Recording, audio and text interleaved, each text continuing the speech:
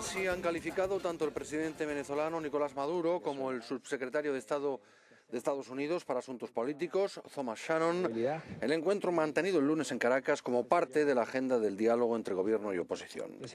Las negociaciones comenzaron el domingo para encontrar una solución a la crisis política que vive el país. Con la mediación del Vaticano y 3 expresidentes iberoamericanos, las partes han acordado la creación de 4 mesas de trabajo. Hoy martes han sido liberados 3 opositores. La oposición, no obstante, mantiene su agenda de movilizaciones, en especial la marcha del 3 de noviembre hasta el Palacio de Miraflores. Bueno, fíjate, entre tanto ya fueron liberados 4 opositores, ¿verdad? Sí, señor. En 24 horas después de que se iniciara el diálogo, y son Carlos Melo, Andrés Moreno, Marco Trejo y Rodríguez, ¿no? Coromoto Rodríguez. Coromoto. Ángel Coromoto Rodríguez. Sí, eso es correcto. Hay algo bien interesante en esto, Tomás, y es que definitivamente, supuestamente está dando unos frutos la mesa de diálogo con la liberación de estos presos políticos, pero ayer se llevaron detenido a el diputado de Primero Justicia, Rosmi Mantilla, ¿ok? Quien estaba siendo hospitalizado para ser operado en la Clínica Urológica San Román de Caracas. De voluntad popular. Entonces, es de voluntad popular. Ok, de voluntad popular. Pero indistintamente, o sea, es un diputado con inmunidad parlamentaria que fue detenido violentamente por los organismos de seguridad del Estado, donde están, en consecuencia, las negociaciones y los diálogos, porque están hablando de una liberación de presos políticos, pero se están llevando a un dirigente de un poder público, como un diputado o un integrante del poder público, que de paso tiene inmunidad parlamentaria, se lo están llevando detenido. Yo creo, Tomás, que definitivamente el proceso en Venezuela sí tiene que llevarse por una vía de diálogo, pero lo que no se entiende es con quién se va a dialogar. Hay unos mediadores que están calificados para ello, le pidieron al Vaticano que intermediara y está en la intermediación. Hay parte de la comunidad internacional conmovedores de ese diálogo, pero definitivamente, ¿de qué sirve un diálogo cuando el gobierno ya está tildado de dictador? No es un gobierno democrático. Y para mí, para Negar Granados, esto es una apreciación muy particular, los gobiernos dictatoriales no salen por la vía democrática. Definitivamente, por eso es el miedo a medirse, por eso es el miedo a llevar adelante el referéndum revocatorio, por eso es el miedo a soltar el poder, porque son unos delincuentes, porque están expuestos a la justicia nacional e internacional, y si quedan desprotegidos entregando el gobierno, van a terminar presos. Y constantemente están matando todos los días, chicos. ¿Qué cosa? Adicional a lo que se vive desde el punto de vista político, hay un tema de política de Estado que es el incremento de la inseguridad, porque es un tema de política de Estado, donde el Estado no está llevando adelante lo que es una política clara de inseguridad, no está golpeando a la criminalidad, sigue siendo la criminalidad uno de los objetos o uno de los factores que más afecta al venezolano de a pie, y seguimos viendo en Venezuela la violación reiterada y sistematizada de los derechos humanos, siendo el principal derecho humano, el de la vida, el que está siendo violentado por el propio Estado venezolano. Y en ese sentido que comenta Negar, es evidente a todas luces que el régimen utiliza el tema de los presos políticos como rehenes. Incrementa a los presos políticos, suelta por un lado, pero aumenta a otros, a los fines de siempre tener margen de maniobra para, de alguna manera, dar una sensación de flexibilidad. Es importante decirle a la comunidad internacional que el hecho de que en Venezuela haya elecciones no quiere decir que haya democracia. Y en distintos países de la región ha ocurrido a lo largo de la historia hechos similares a los que están ocurriendo en Venezuela. Dictaduras fascistas como las que hay hoy en Venezuela, que llaman a elecciones, pero no garantizan el resto de los elementos que compone una democracia verdaderamente sana que funcione. Ya para finalizar en este sentido, hay que decirle a la comunidad internacional que no presionen a la oposición para que desmonte su agenda. La oposición tiene el derecho a mantener su agenda. Hay que presionar al gobierno para que cese esa actitud de restringir los derechos constitucionales. Ese es el pedido que le hacemos todos los venezolanos a los distintos organismos de la comunidad internacional, el señor Thomas Shannon, al Vaticano, y a toda la comunidad internacional que está siguiendo desde afuera, pero muy de cerca también, el conflicto en Venezuela.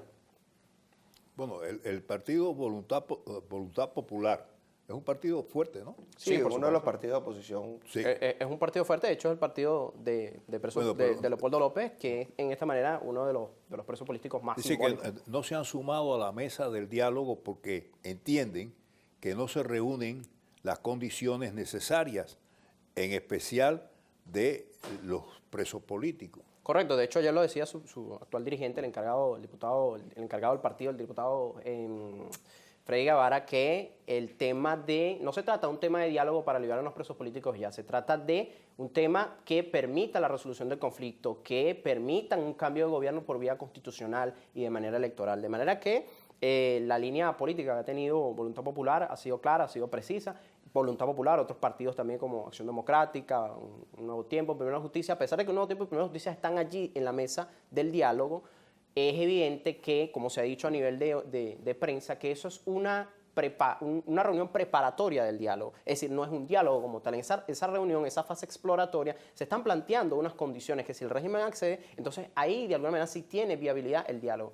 Pero si el régimen no cede esas condiciones, hay que mantener la agenda. Y repito a la comunidad internacional, pedirle a la oposición que desmonte su agenda, decirle a la oposición que no marche a Miraflores, decirle a la oposición que no convoque paro cívico, decirle a la oposición que no se movilice, es parcializarse a favor de la dictadura. Y se supone que ustedes están interesados en solucionar el conflicto venezolano, se supone que entonces deben apoyar la agenda legítima y constitucional que lleva la oposición porque representa los intereses de toda la ciudadanía. El 3 de noviembre van a Miraflores. Efectivamente, ya está confirmada la movilización a Miraflores y hay que decir también que es falso ese discurso que quiere montar el régimen a nivel de opinión pública, que marchar a Miraflores es un golpe de Estado. Es un derecho constitucional, es el derecho que tienen los venezolanos conforme al artículo 68, es el derecho que tienen los venezolanos conforme al artículo 333 y 350 de la Constitución. La Fuerza Armada no puede hacerse la vista gorda, la Fuerza Armada tiene que ser partícipe en la resolución de este conflicto y exigirle a los poderes del Estado que están de alguna manera violando los derechos de los venezolanos, que restituyan la Constitución y que restituyan los derechos del país a votar. Porque si no hay elecciones, la gente va a permanecer en las calles. ¿Qué puede pasar con Leopoldo López? Bueno, definitivamente Leopoldo López sigue sujeto a un juicio totalmente injusto. De acuerdo a la apelación que se formuló y la decisión emanada de ese Tribunal Superior, de esa Corte de Apelaciones, Leopoldo López está responsabilizado de delitos que no cometió y por el cual está purgando una pena de 14 años de injusta cárcel. Yo creo, Tomás, que el primer elemento para evidenciar de que el gobierno tiene la intención de llegar a una negociación con paz es la liberación de estos presos políticos, que son presos políticos memorables para el gobierno de Venezuela, como es Leopoldo López, Daniel Ceballos, Antonio Ledesma y muchos de los estudiantes que todavía se mantienen sometidos a tortura en la cárcel esta que se llama La Tumba, en el SEBIN. Como es el caso de Loren Salet, Resplandor, una sin cantidad. fin de presos políticos que hay en Venezuela. Ahora, definitivamente tenemos que entender de que la justicia sigue estando arrodillada a las botas del dictador y que en vez de ser un poder independiente, en vez de ser un poder que sea un poder del Estado, un poder público del Estado que tenga autonomía, sigue haciendo de las suyas como actor político y no como un poder del Estado que imparte justicia. Sigue siendo el Tribunal Supremo de Justicia el actor político por excelencia del gobierno y que ha demostrado que está más politizado que nunca cuando es el propio Tribunal Supremo de Justicia que declara la nacionalidad del presidente de Venezuela, que está en entredicho desde el momento en que él toma posesión como presidente constitucional de Venezuela. Hay algo que a lo mejor es un poco tardío para decirlo, pero el gobierno de Nicolás Maduro adolece de legitimidad de origen, y eso lo vengo diciendo desde hace mucho tiempo, porque le fue dada la facultad de presentarse como candidato presidencial, siendo un presidente electo a consecuencia de la muerte de Hugo Chávez.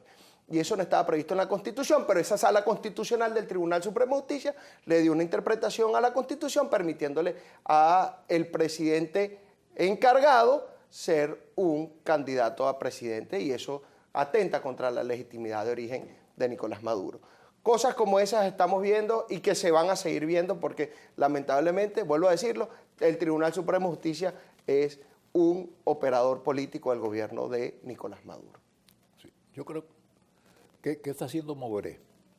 Bueno, Moveré definitivamente es este movimiento de venezolanos en resistencia en el exterior y bueno, aquí tenemos uno de sus representantes. Sí, efectivamente. Bueno, nosotros vamos a llevar adelante denuncias en los próximos días nuevamente ante la Organización de Estados Americanos. Vamos a tener algunos encuentros con otras instituciones que pronto revelaremos, teniendo en cuenta pues esta nueva violación a los derechos humanos que ha ocurrido a los venezolanos que salieron a las calles a manifestar el 26 de octubre pasado, personas que incluso perdieron su ojo por estar en las calles reclamando su derecho. La acción violenta y represiva de los órganos policiales han causado ese tipo de violaciones humanas. Hay personas con todo tipo de lesiones físicas en su cuerpo, hay detenidos, hay heridos, incluso hubo 2 fallecidos, y esas cifras incluso están por confirmarse porque aparentemente son más. Entonces, todas esas cosas hay que denunciarlas. Nosotros estamos comprometidos en el tema de las denuncias internacionales.